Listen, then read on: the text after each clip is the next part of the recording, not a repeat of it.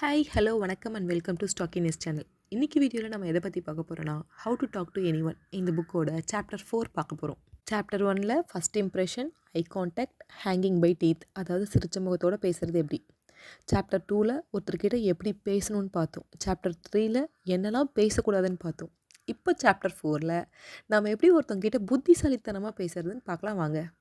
நம்ம லைஃப்பில் ஒரு டைமாவது சம்மந்தமே இல்லாத ஒரு குரூப்பில் போய் மாட்டிக்கிட்டு ஐயோ இந்த இடத்துல நம்ம என்ன பேசுகிறதுன்னு தெரியலையே அப்படின்னு சொல்லி முழிச்சிருப்போம். ஸ்ட்ரேஞ்சர்ஸோட கெட் டுகெதராக இருக்கலாம், பார்ட்டியாக இருக்கலாம், இல்லை கல்யாண ஃபங்க்ஷனாக இருக்கலாம், ஏன் கம்பெனி மீட்டிங்காக கூட இருக்கலாம். அந்த குரூப்பில் ஒரு பர்சனுக்கும் ஏதோ காமனான ஒரு விஷயம் லிங்க் ஆகலாம். நமக்கு என்னன்னே தெரியாது, நம்ம ஒரு ஸ்ட்ரேஞ்சர் போல் இருப்போம். அந்த சுச்சுவேஷனில் பதட்டப்படாமல் பயம் இல்லாமல் அந்த குரூப்பில் எப்படி மிங்கிள் ஆகிறதுன்னு ஆத்தர் இந்த புக்கில் சொல்லி கொடுத்துருக்காரு. வாங்க பார்க்கலாம். இந்த சாப்டரில் மொத்தம் 7 டெக்னிக்ஸ் தான் இருக்குது. நம்ம ஒன் பை ஒன்னாக பார்க்கலாம். நம்ம ஒரு குரூப் ஆஃப் கான்வர்சேஷன் இல்லை மீட்டிங்கில் இருக்கோன்னு வச்சுக்கோங்களேன். அதில் ஒருத்தர் ரொம்ப வளவலன்னு பேசிக்கிட்டே இருக்கார், மற்றவங்களோட அட்டென்ஷன் சீக்கிங் வேணும்னு சொல்லி. இன்னொருத்தர் என்ன பண்ணுறாருன்னா இல்லை கொஷின் மட்டும்தான் கேட்குறாரு, ரொம்ப இன்டெலிஜென்ட்டாக ரொம்ப ஜென்யூனாக கேட்குறாரு. இப்போது அந்த கான்வர்சேஷன் மீட்டிங் எல்லாம் முடிஞ்சிச்சுன்னு வச்சுக்கோங்களேன். மோஸ்ட்டாக ஹியூமனோட மைண்ட் செட் எப்படி இருக்கும் அப்படின்னா, யார் ஒருத்தவங்க ஜென்யூனாக கொஷின் நல்லா கேட்குறாங்களோ அவங்கக்கிட்ட போயிட்டு ஃப்ரெண்ட் ஆகணுன்னு தான் ஆசைப்படுவோம். ஏன்னா அவங்களுக்கு ஏதோ ஒரு விஷயம் நல்லா தெரிஞ்சிருக்கு அப்படின்னு சொல்லி நம்ம இமேஜின் பண்ணிப்போம். நம்ம காமெடிக்கு சொல்லுவோம்ல, டேய் ஆன்சர் பண்ணுறது ஈஸிடா, கொஷின் கேட்டுப்பாரு, அப்போ தான் அதோட வலி உனக்கு புரியும். ஸோ ஒரு குரூப் ஆஃப் கான்வர்சேஷனில் நம்ம ஆன்சர் பண்ணுறத விட கொஷின் கேட்குற ப்ளேஸில் இருக்கணும். அந்த கொஷின் கடமைக்குன்னு கேட்கணுமே கேட்கக்கூடாது, நல்லா ஒர்த்தான கொஷினாக இருக்கணும். அப்போ தான் உங்ககிட்ட ஃப்ரெண்ட்ஷிப் வச்சுக்கிறது ஒர்த்துன்னு அவங்க ஃபீல் பண்ணுவாங்க. இப்போ நான் சொல்ல போகிற டெக்னிக்கே நம்ம எல்லோரும் ஃபாலோ பண்ணால் ரொம்ப சூப்பராக இருக்கும்னு நான் ஃபீல் பண்ணுறேன்.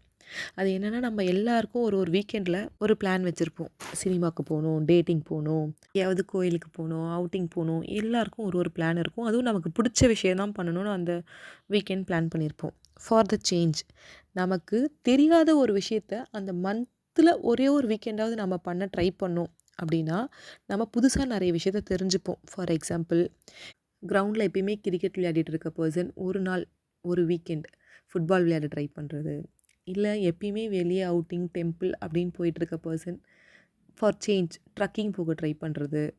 இது போல் நியூவாக நம்ம ஒன்று பண்ணும்போது நம்ம நியூ எக்ஸ்பீரியன்ஸை லேர்ன் பண்ண முடியும். ஃபார் எக்ஸாம்பிள், இப்போ நம்ம புதுசாக ஒரு கேம் விளையாடுறோன்னா அந்த கேமோட ரூல்ஸ் அண்ட் ரெகுலேஷனை தெரிஞ்சுக்க முடியும். ஃப்யூச்சரில் ஃபுட்பால் கேமில் இன்ட்ரெஸ்ட் இருக்க ஒரு பர்சனை நம்ம மீட் பண்ணும்போது நமக்கு ரூல்ஸ் அண்ட் ரெகுலேஷன்லாம் தெரிஞ்சிருக்கிறதுனால அவங்கக்கிட்ட நம்ம கான்வர்சேஷன் வச்சுக்கிறதுக்கு, ஃப்ரெண்ட்ஷிப் மெயின்டைன் பண்ணுறதுக்கு ரொம்ப ஈஸியாக இருக்கும். நெக்ஸ்ட் டெக்னிக்கில் ஆத்தர் லைல் ஒரு ஃப்ரெண்டோட ஃப்ரெண்டுக்கிட்ட நம்ம எப்படி ஈஸியாக மிங்கிள் ஆகிறது அப்படின்னு சொல்லியிருக்காரு. ஈஸியாக நமக்கு ஒரு க்ளோஸ் ஃப்ரெண்ட் இருந்தாங்கன்னா அவங்களோட ஃப்ரெண்டை நம்ம ஒன் டே மீட் பண்ண தான் போகிறோம்.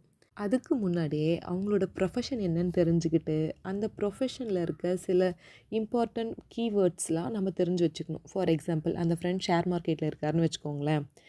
அவரை மீட் பண்ணி பேசுகிறப்ப ஹாய் எப்படி இருக்கீங்க, நல்லா இருக்கீங்களா, இந்த கான்வர்சேஷனுக்கெலாம் அடுத்து மார்க்கெட் எப்படி போயிட்டுருக்கு, கோல்டு ரேட் இன்னும் அதிகமாகுமா, ஆமாம் எஸ்ஐபின்னு சொல்கிறாங்களே அப்படின்னா என்ன, எல்லாம் கோல்டு வாங்கி வைக்கிறது சேஃபா இல்லைன்னா டிஜிட்டல் கோல்டு சேஃபா, இந்த மாதிரிலாம் அவங்க ப்ரொஃபஷனுக்கு ஏற்ற மாதிரியான சில கொஷின்ஸை நம்ம கேட்குறப்ப அவங்க நம்ம கூட ரொம்ப ஈஸியாக ஜெல் ஆகிடுவாங்க.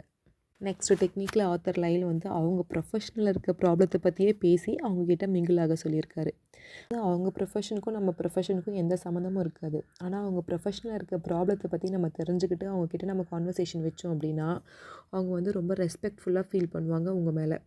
அண்ட் இவங்களுக்கு நிறைய நாலேஜ் இருக்குது போல், எல்லாத்த பற்றியும் தெரிஞ்சு வச்சுருக்காங்களே அப்படின்னு சொல்லி ரொம்ப கிரேட்ஃபுல்லாக ஃபீல் பண்ணுவாங்க. இந்த டெக்னிக்கோட பேர் ரீட் த ரேக்ஸ். நம்ம டிவி ஆன் பண்ணணும்னு வச்சுக்கோங்களேன், ஃபஸ்ட்டு நமக்கு பிடிச்ச சேனல் தானே வைப்போம். அந்த சேனலில் கொஞ்சம் நேரம் டைம் ஸ்பெண்ட் பண்ணுவோம். ஈவன் தோ அது ஒரு நியூஸ் பேப்பராக இருந்தாலும் சரி, மேகசைனாக இருந்தாலும் சரி, நமக்கு பிடிச்ச பேஜுக்கு தான் போவோம். ஸ்போர்ட்ஸ் பேஜ் இல்லை சினிமா உலகம் இந்த மாதிரி சொல்லலாம். ஒரு ஸ்மால் சேஞ்சுக்கு நம்ம ரொம்ப அட்டென்ஷன் கொடுக்காத ஒரு பேஜ் போய் பார்க்கலாம். எக்கனாமிக் நியூஸாக இருக்கலாம், ஸ்போர்ட்ஸ் நியூஸாக இருக்கலாம், இல்லை ஷேர் மார்க்கெட் நியூஸாக இருக்கலாம். ஏன் இந்த நியூஸ் பேப்பர் கார்னர்லலாம் குரூப் எக்ஸாமுக்கு சில கொஷின்ஸ்லாம் கொடுப்பாங்களே, அந்த கொஷின் பேப்பரை கூட போய் பார்க்கலாம். டிவி பார்க்குறப்ப சாங், மூவி, காமெடி, நியூஸ் இதெல்லாம் தாண்டி வேறு லாங்குவேஜ் சேனல் பார்க்கலாம். அதுக்கப்புறம் ஜியோகிராஃபி சேனல் பார்க்கலாம். ஃபுட் ஃபேக்ட்ரின்னு ஒரு சேனல் இருக்கும், அது பார்க்கலாம். ஏன் கிட்ஸ் பார்க்குற கார்ட்டூன் சேனல் கூட பார்க்கலாம். இப்படி நம்ம ரொம்ப நாளாக அட்டென்ஷனே கொடுக்காத சில பேஜஸ் சில சேனல் பக்கம் போய் பார்க்குறப்ப நம்ம அன்றைக்கி ஏதாவது ஒன்று புதுசாக கற்றுப்போம். இது போல் ஸ்மால் லேர்னிங் தான் நம்ம புதுசா ஒரு பீப்பிள் கூட இன்ட்ராக்ட் பண்ணும்போது நமக்கு நிறைய இடத்துல ஹெல்ப்ஃபுல்லாக இருக்கும். அண்ட் போல்டாக பேசவும் முடியும், ஈஸியாக மிங்கிள் ஆகவும் முடியும். டெக்னிக்கோட நேம் ஆத்தர் லைன் வந்து கிளியர் கஸ்டம்ஸ்ன்னு சொல்கிறாரு.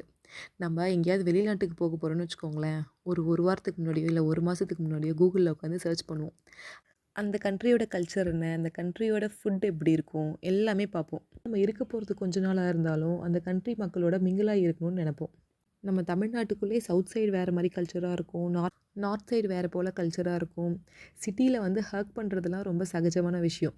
இதே ஹக் பண்ணுற கல்ச்சரை நம்ம வில்லேஜில் போய் பண்ணால் தர்ம அடி தான் வாங்கிட்டு வரணும். ஸோ ஆத்தர் லைல் இங்கே என்ன சொல்ல வர்றாருன்னா, ஒரு குரூப் ஆஃப் கான்வர்சேஷனில் இருக்கும்போது அந்த குரூப்பில் என்ன பண்ணணும் என்ன பண்ணக்கூடாது அப்படின்ற விஷயத்தில் ரொம்ப தெளிவாக இருக்கணும்னு சொல்ல வர்றாரு. நெக்ஸ்ட் டெக்னிக்கில் வந்து நமக்கு ஒரு விஷயத்தை பற்றி ரொம்ப ஃபுல்லாக தெரியலனாலும் ஓரளவுக்காவது எப்படி தெரிஞ்ச மாதிரி காமிச்சிக்கலாம் அப்படின்னு ஆத்தர் லைல் சொல்லி கொடுத்துருக்காரு. இப்போ நம்ம ஒரு ரியல் எஸ்டேட் ஏஜெண்ட்டை பார்த்து ஒரு வீடு வாங்குகிறோம் இல்லை ஒரு லேண்டு வாங்குகிறோன்னு வச்சுக்கோங்களேன். நமக்கு அந்த லேண்டை பற்றி எதுவும் தெரியாது, வீடை பற்றி ஒன்றும் தெரியாது. பட் ரெஜிஸ்ட்ரேஷன் ப்ராசஸ், டாக்குமெண்டேஷன், அதுக்கப்புறம் ஸ்டாம்ப் டியூட்டிஸ், அதுக்கப்புறம் மதர் டாக்குமெண்ட், இந்த மாதிரியான வேர்ட்ஸ்லாம் அவர்கிட்ட நம்ம யூஸ் பண்ணி பேசும்போது அவர் நம்மளை பற்றி என்ன நினைப்பார்னா, ஓ இவங்களுக்கு இந்த ஃபீல்டில் ஏதோ கொஞ்சம் அனுபவம் இருக்குது போல், சில விஷயங்கள்லாம் தெரிஞ்சிருக்கு, அதனால் இவங்கள நம்ம ஏமாற்ற முடியாது அப்படின்னு சொல்லி நினைப்பாரு. சாப்டர் 4 முடியுது. சாப்டர் 5ல் நம்ம என்ன பார்க்க போகிறோன்னா, சிலர்கிட்ட மட்டும்தான் நமக்கு சூப்பரான ஒரு வேவ் லென்த் இருக்கும். அதே வேவ் லென்த்தை மற்றவங்ககிட்ட எப்படி நம்ம கொண்டு வரது அப்படின்னு பார்க்க போகிறோம். தேங்க்யூ ஃபார் வாட்சிங் ஸ்டாக்கினஸ் சேனல்.